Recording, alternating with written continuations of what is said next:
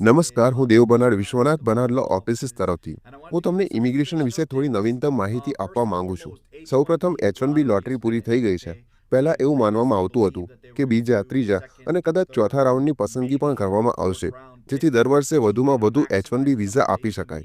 કારણ કે પહેલા દર વર્ષે સેંકડો, કદાચ હજારો H1B વિઝા મળતા ન હતા, કારણ કે તેઓ પ્રથમ રાઉન્ડમાં જ સમાપ્ત થઈ જતા હતા. પરંતુ કમનસીબે ગયા અઠવાડિયે USCIS દ્વારા જાહેરાત કરવામાં આવી છે કે આ લોટરી સિઝન માટે હવે કોઈ વધુ H1B પસંદગી કરવામાં નહીં આવે. તેથી જો કોઈની અરજી પેન્ડિંગ હોય તો જાણી લો કે આ વર્ષે તેની પસંદગી નહીં થાય.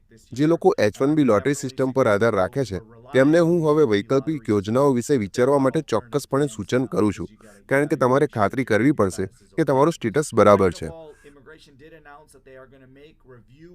બીજી વાત, ઇમિગ્રેશને જાહેરાત કરી છે કે તેઓ H1B અરજીઓ માટે સમીક્ષા વધુ મુશ્કેલ, મારે એમ ન કહેવું જોઈએ કે વધુ મુશ્કેલ, પરંતુ મુશ્કેલ બનાવશે. તેથી જ્યારે તમે તમારી H1B વિઝા અરજીઓ તપાસી રહ્યા હો, જ્યારે તમે વકીલ સાથે તેની ચર્ચા કરી રહ્યા હો, ત્યારે કૃપા કરીને ખાતરી કરો કે બધી વિગતો સંપૂર્ણપણે સાચી અને ચોક્કસ છે.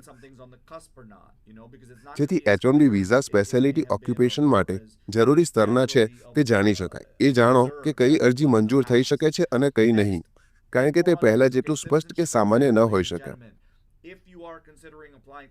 આગળ N400 એટલે કે નાગરિકતાની પરીક્ષા.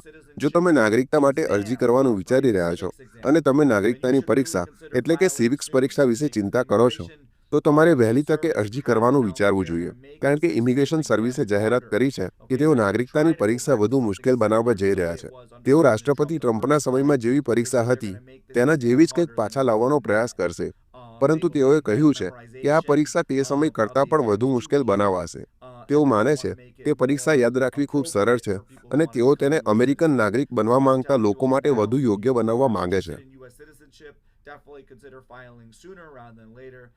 તેથી હું તમને બધાને કહું છું કે જો તમને US નાગરિકતામાં રસ હોય તો વહેલી તકે અરજી કરવાનું વિચારો, કારણ કે તે વધુ મુશ્કેલ બનશે. ભાઈઓ અને બહેનો, બીજી એક વાત જેની હું તમને જાણ કરવા માંગુ છું કે વિશ્વભરમાં US કાઉન્સિલેટ મોટાભાગની બિન ઇમિગ્રન્ટ વિઝા અરજીઓ માટે ઇન્ટરવ્યૂ માફી રદ કરવા જઈ રહ્યા છે. કેટલાક સરકારી વિઝા, A અને G વિઝા અને બિઝનેસ વિઝા અથવા પ્રવાસ માટેના ટુરિસ્ટ વિઝા સિવાય બીજા જૂથો H1B, L1 જેવા કેસોમાં સામાન્ય રીતે ઇન્ટરવ્યૂની જરૂર પડશે. તેથી જ્યારે તમે આગલી વખતે તમારા ઇન્ટરવ્યૂ માટે જાઓ છો ત્યારે આશ્ચર્ય પામશો નહીં, કારણ કે તમને ઇન્ટરવ્યૂ માટે બોલાવવામાં આવે તેવી શક્યતા છે. તો આ બધા માટે અમારી આ નવીનતમ માહિતી છે. H1Bમાં ફેરફાર છે, N400માં ફેરફાર છે અને વિદેશમાં US કાઉન્સિલેટ પર નવીનતમ માહિતી છે.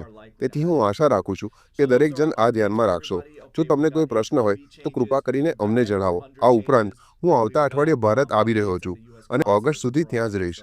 તેથી જે કોઈને ત્યાં સલાહ સૂચન કરવું હોય અથવા જેમના પરિવાર કે મિત્રોને અમારી જરૂર હોય, હું ત્યાં હાજર રહીશ. તમારો ખૂબ ખૂબ આભાર. પોતાનું ધ્યાન રાખજો. Thank you very much and take care.